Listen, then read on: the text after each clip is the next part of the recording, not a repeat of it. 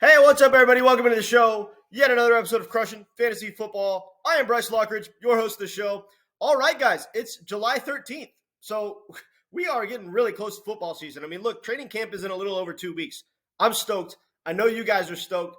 So what I'm going to be doing in today's video is I'm going to be talking about something that's very important, especially for best ball, but even for your everyday redraft leagues, and that's quarterback wide receiver stacks. Now, I want to say, before I get into today's video, these are value contingent as far as the quality of the stack, right? So, spoiler alert: Stefon Diggs and Josh Allen is not on this list because you got to get Stefon Diggs in round 1 and Josh Allen in round 3. So you're paying like crazy to get these two guys. So yes, I think that could be the highest scoring wide receiver stack, quarterback wide receiver stack in all of fantasy. It could definitely happen, but considering the fact that you could get these stacks a little bit later, the value is just better overall. So I'm going to start right here with the first stack on my list. And if you follow my channel a lot, you might not be surprised by this because I've been hyping it up all off season. But it's Deshaun Watson and Amari Cooper. Now, Deshaun Watson and Amari Cooper, if you look at both ends of the stack, starting with the wide receiver, Amari Cooper, 6 out of his 9 seasons in the NFL, has had over 1,000 receiving yards. He actually had more touchdowns last year than he's ever had in a season in his entire NFL career. And that was on his first season with the Browns, playing with some of the worst quarterbacks in the league.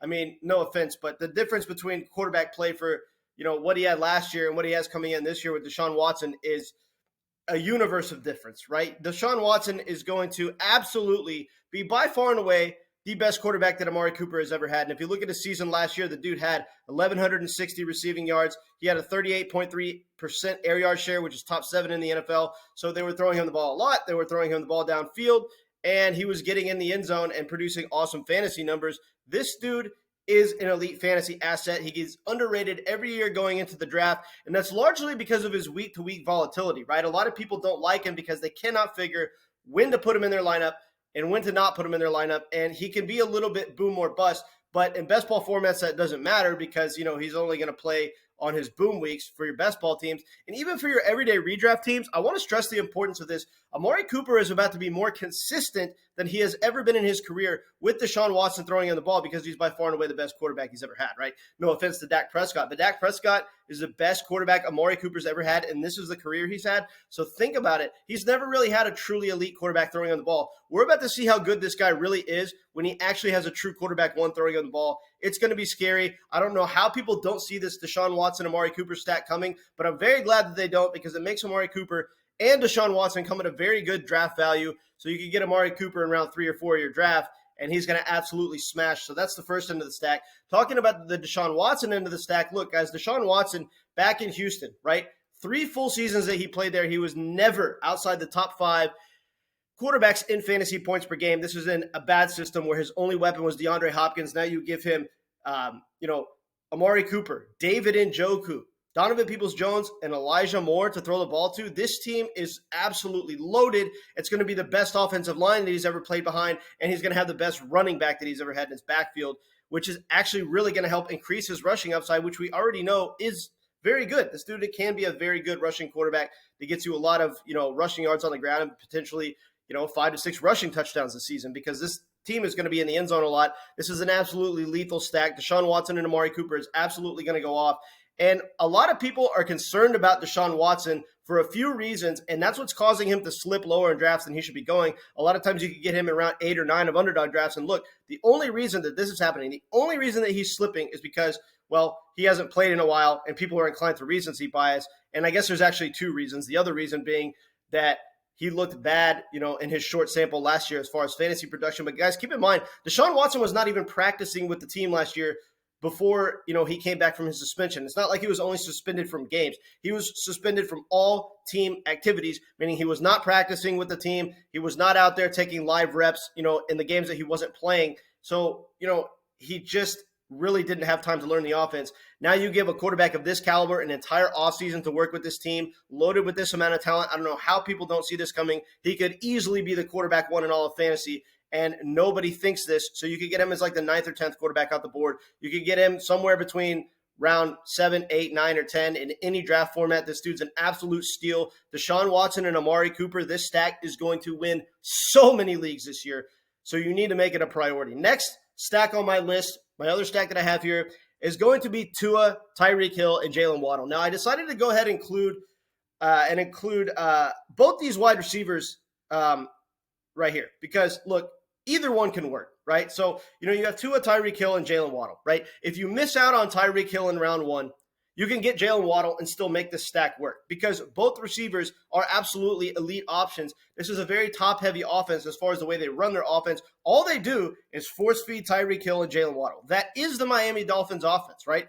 They have some talented running backs, but they don't really they don't run the ball a whole lot. They pass the ball a lot. This is one of the most pass-happy offenses in the entire NFL. And you look at Jalen Waddle last season, 2.81 yards per route run. He had a 120.5 quarterback rating per target, which was top 3 in the NFL. So if his quarterback rating is that good, guess who's going to want to throw him the ball a lot? Tua, because Tua wants to produce good numbers. Tua wants to get paid. Tua wants to win a Super Bowl. So if Jalen Waddle is creating a 120.5 quarterback rating per target, Tua is going to feed him the ball a lot. And I think his target share this year is going to be a little bit more comparable to Tyreek Hill's target share. Tyreek Hill way out-targeted him last season, but I think this season it's going to be a little bit closer between the two. You look at it, he only had a 21.6% team target share last season, and that was 32nd in the NFL, and yet he finished 8th in the NFL as far as overall fantasy points. This is one of the biggest discrepancies in all of fantasy as far as the target share and how many fantasy points a player actually produced. He was 32nd in target share and 8th in fantasy points, a 24 spot difference as far as placing, as far as his target share percentage and the fantasy points that he actually produced. This is incredibly impressive, and this is very much because of his awesome big play ability, the fact that they're actually targeting him downfield more, right? His insane run after the catch abilities. This dude is an absolute weapon. He's one of the most talented wide receivers in this game. This offense is going to be absolutely unstoppable, and a lot of the focus on a week-to-week basis has to be on stopping Tyreek Hill. This is going to leave Jalen Waddle open to feast. This dude's absolutely going to explode. The stack can work with either wide receiver, and then, of course, if you're able to get Tyreek Hill in round one, that's probably even better. Tyreek Hill last year had a 31.6% team target share in this offense. He led the league in deep targets, which was first in the NFL, and that is an incredibly important statistic for multiple reasons, and I'm going to get to that in a second. But you look at last year, 3.38 yards per route run. Now, I don't know if a lot of people, understand the relevance of this statistic, but it's one of the most important statistics, if not the most important statistic, when it comes to wide receiver production, and it's an indication of talent, right? If you have great yards per route run efficiency, you are a talented wide receiver that's making something good happen for your offense every time you run a route. This dude was by far and away first in the league in his yards per route run efficiency last year with 3.38 yards per route run. He had 1,700 receiving yards, which was second in the NFL. It was looking for a while like he could have had 2,000 yards last season. So, man, when Tua plays, this dude's unstoppable. If Tua plays an entire season this year, he very well could have 2,000 receiving yards. And that certainly could have happened last year as well, had Tua not, had the concussion problems and everything like that.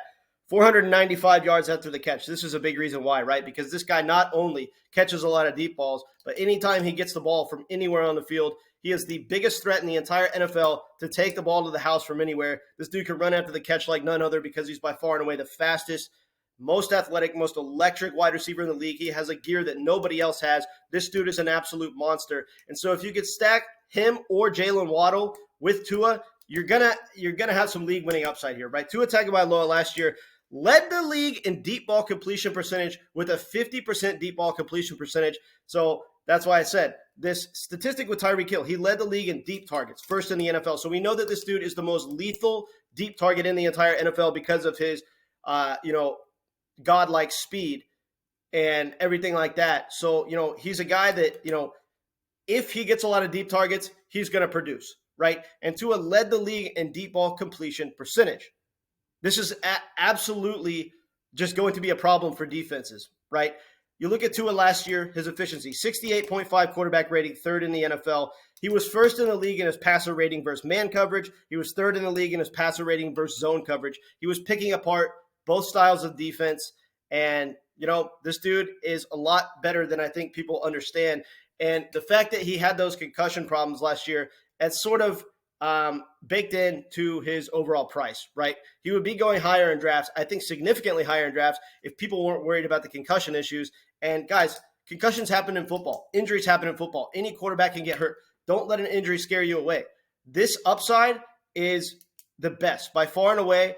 Outside of the Deshaun Watson, Amari Cooper stack, this stack is easily the best in the NFL when you factor in, how many points they can produce for you and the fact that you don't have to get Tua until like round 9 or 10 in a lot of drafts. I mean, underdog drafts, you can get him in round 8 or 9. Your casual redraft leagues, he's probably going to be slipping around 10.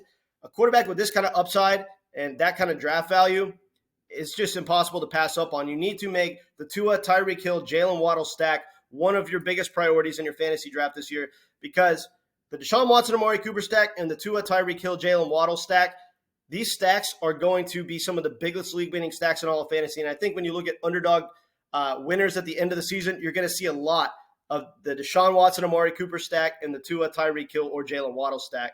So a lot of the league-winning rosters are going to have these stacks on them. I can almost guarantee you. All right, guys, appreciate you tuning in. Catch you later.